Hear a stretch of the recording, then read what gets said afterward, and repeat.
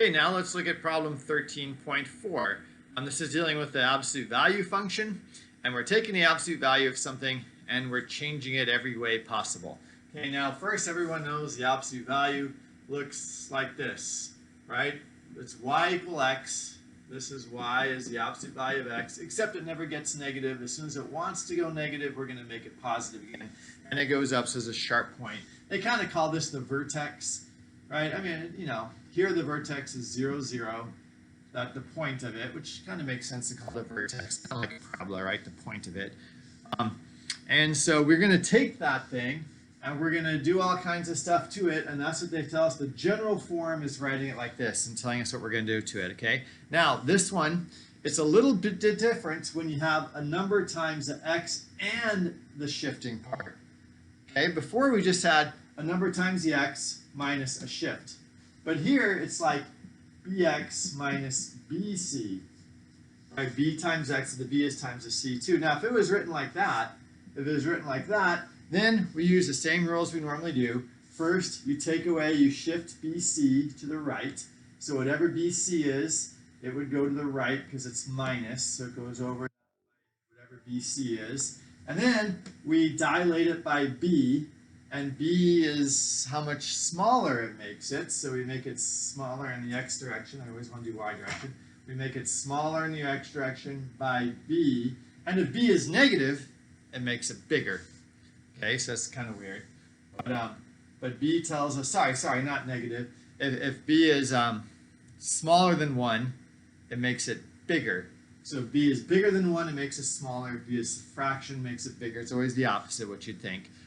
Then, if b is negative, we'd reflect it. Reflecting it means we make the x negative. I kind of draw like that. Reflected about the y-axis. A positive x becomes a negative x, or a negative x is a positive x. So we just replace it. Yeah, so we replace the x values. We change the sign of the x values. Then, as always, we multiply it by a.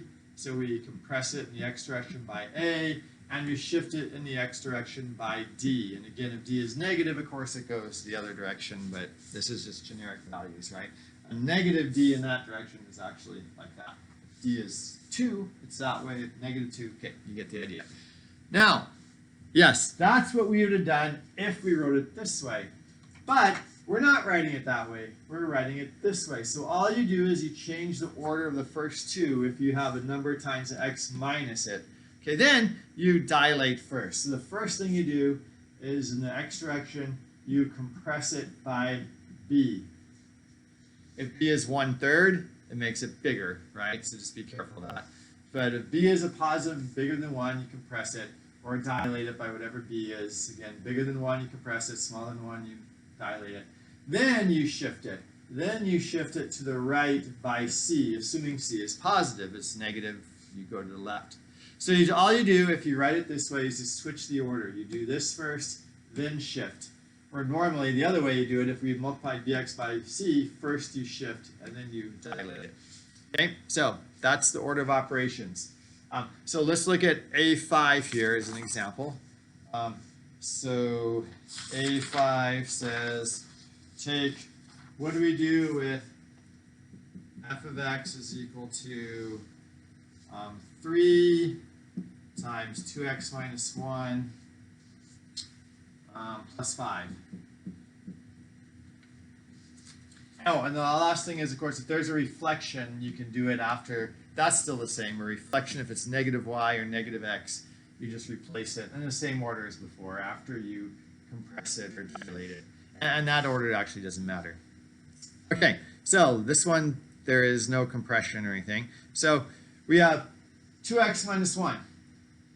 Now, there are two ways to do this. They want us to write it like this. That's kind of part of the problem, okay? So we're going to do their method. We don't have to. We could just say, oh, first we shift it to the right one. Okay, so it goes to the right one. Then, because it's shifted to the right one, then we say, oh, it's multiplied by 2. So we compress it by 2, which means you multiply it by 1/2. 2 times smaller multiplied by 1/2. Then we'd say we make it 3 times bigger. No, oh, so I always do x direction by 1/2. Glad I caught that. X direction by 1/2, compress it, multiply by 1/2, it's 2 times smaller. Then the y direction is a normal one, making it 3 times bigger. And then we add 5 after we're done with that. Oh, I always do this wrong. Y direction. Y direction, we add 5. You go up 5. So in the y direction, we multiply it by 3, make it wider, and then we shift it up 5. Okay, totally fine way to do it. But they want us to write it that way, and then we switch the order. Okay, so let's do their way. So this is 3 times, we want the x by itself, so we got to take the 2 out, right, because we have a 2x. But then we got to get the 1, so that would be x minus 1/2, because 2 times negative 1/2 is minus 1. Okay, plus 5. Now we wrote it that way. So now the order of operations is first we do the 2. Okay, so we make it 2 times smaller in the x direction. So we shrink it up by 2, so multiply by 1/2. First we take our x values, multiply it by 1/2. Then we shift it to the right by 1/2. We add 1/2 to the x value. Right, so this is the opposite order now. If we do it this way, we first dilate, then shift. Now the other one's the same. Then in the y direction, we multiply it by 3, and then we add 5. Shift it to the up. Is it wrong? Shift it up by 5. So if you're graphing it, you shrink it down, move it over, make it 3 times bigger or down lower, and add 5. Okay? So let's look at a typical point. Let's look at the point 0, 0. Where does the vertex go? Where does the vertex of this thing go? Okay, so the idea is we start with a normal graph, absolute value of x, and we're going to do all these things to the normal graph. So where does the point 0, 0 go? So first we multiply the x value by 1/2, still 0. Add 1/2, then it changes. So the x value becomes 1/2. The y value we multiply by 3, still 0. Add 5, so it becomes 1/2 comma 5. So our vertex then, instead of being at 0, 0, is going to be at x equals 1/2 and 5, so something like this. And it's going to be, let's see, it's going to be narrower by 1/2, and then it's going to get stretched out by 3. If you stretch out a thing like that, that would mean like this point goes to here, actually 3 times higher, goes to there, so it makes it skinnier. So stretching out in the y direction makes it skinnier going up, and compressing it in the x direction makes it skinnier. So it's going to be really skinny. It's going to be something like that. There's no reflections. If it was a negative x, we would have made it over here. We would have flipped around the y-axis. If it was a negative y, it would have been down here. It would have flipped around the x-axis, but we didn't have any of those. So it would just be a really skinny thing. And it's okay drawing it just a really skinny thing. It's the idea that counts here. I know you can plot points, but the vertex is important. The vertex is really important. Whether it opens up or down is really important. And then the shape, is it skinnier or is it wider? Okay, that's the main thing to get from that. Should we do one more? I think that's good enough. Let me just say again, let's say we want to do a reflection. Let's say it was negative 2x there. Then we would have made this negative 1/2, and it would have started, instead of right here, 1/2 would have been over here, reflected about the y-axis, so it would have been like that. Or if it was a negative 3 there, then it would reflect around the y-axis, make the y negative, and instead of being here, sorry, on the x-axis, yes, you always change the y, you reflect about the x, change the x, reflect about the y. So we change the y, reflect about the x, and that would be this one down here. Same number, same place, but it opens downwards. It goes the opposite way. So you just take it and reflect it down about the x-axis if you change the y. Got it. Okay, good. Now, they also do some crazy stuff in the next part. They say, solve the following inequalities using your work in the previous part of this problem. So let's do B5 now, because it's the same problem here. Oh, wait, they don't give us a B5. Oh, good, they just go to A3. Okay, so let's look at that. Yeah. Looks like I gotta erase all this.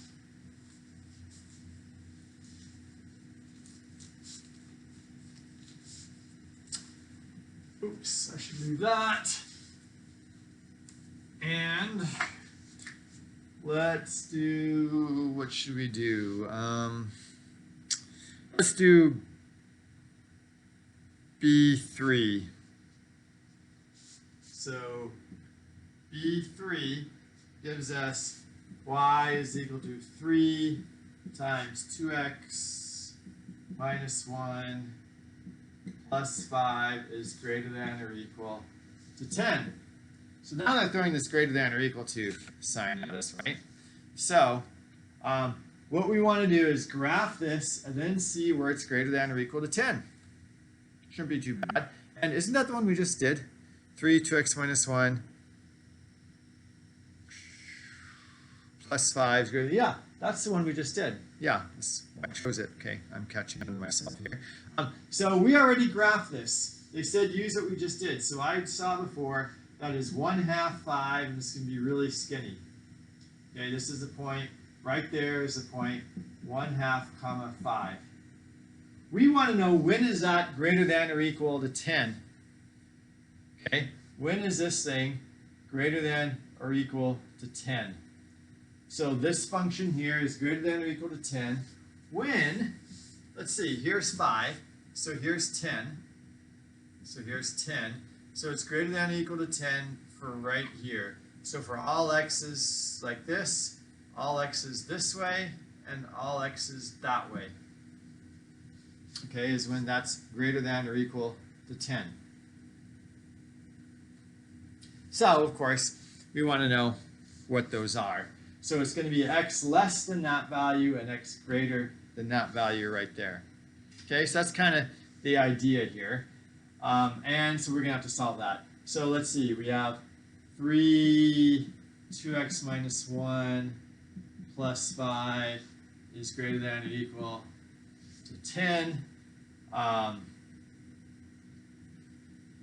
So when is this? Oh, okay. So we can just set the y value equal to 10, and then we know we got to find the x value there, x value's there, and then we just say, okay, x is either less than or equal to that value or greater than or equal to that value. So what makes this greater than or equal to 10?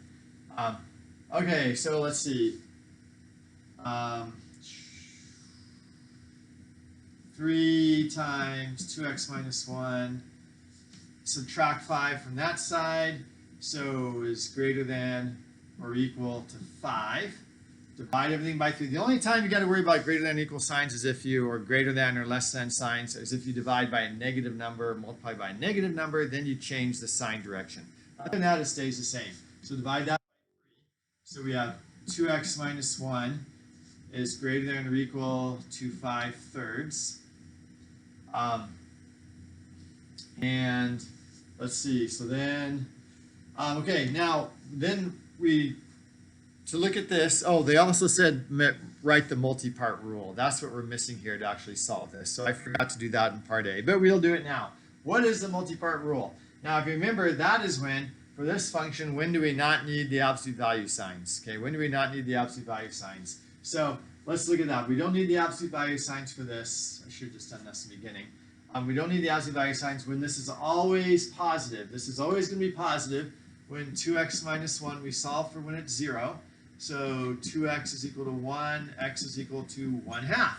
When x is greater than 1/2 or equal to 1/2, we don't need the absolute value sign. So the multi-part rule, you'd say for x greater than or equal to 1/2, we don't need the absolute value signs. It's just 3 times 2x minus 1 plus 5.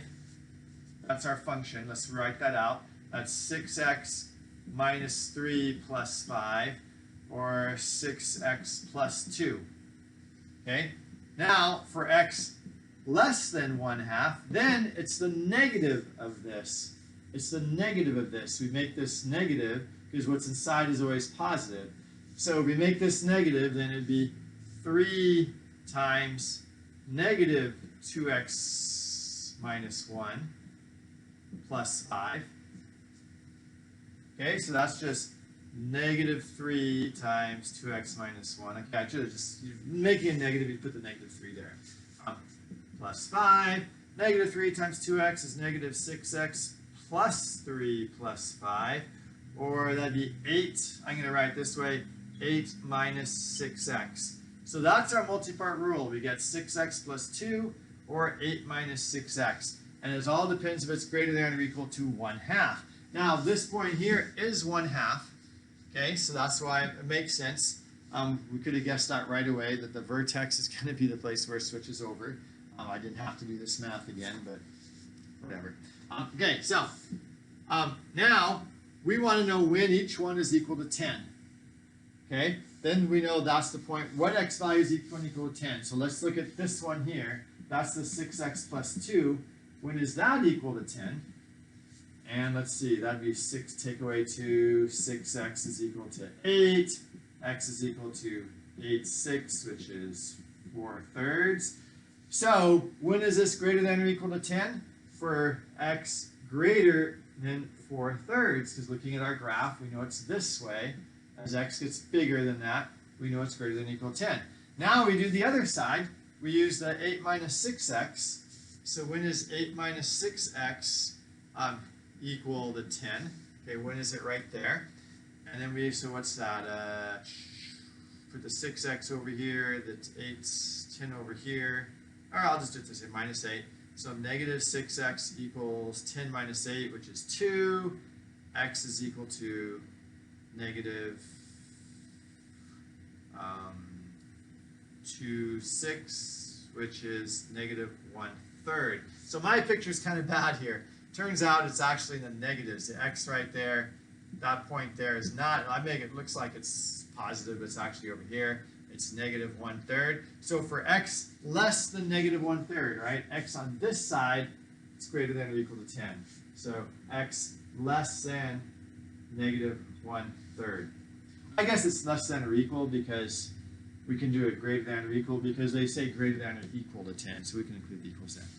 All right, so what I didn't do when I solved the first part is they said to do write a graph and write the multi-part rule. So you got to do the multi-part rule for the bottom. So that's the multi-part rule. Again, the way that means get rid of the absolute value signs and figure out when you don't need them, and then you just write it. And then when you do need them, you make it negative what's inside, and then you don't need them because it's always positive now. So and you need that to solve the inequalities. So, phew, okay, a lot going on there. The stuff is kind of tricky. Just remember really clearly the order of operations. And again, if it's written like this, we have something times the x and the c, it's slightly different. Then you dilate first before you shift. Otherwise, you shift and then dilate. Good. Hope that makes sense again. Goodbye.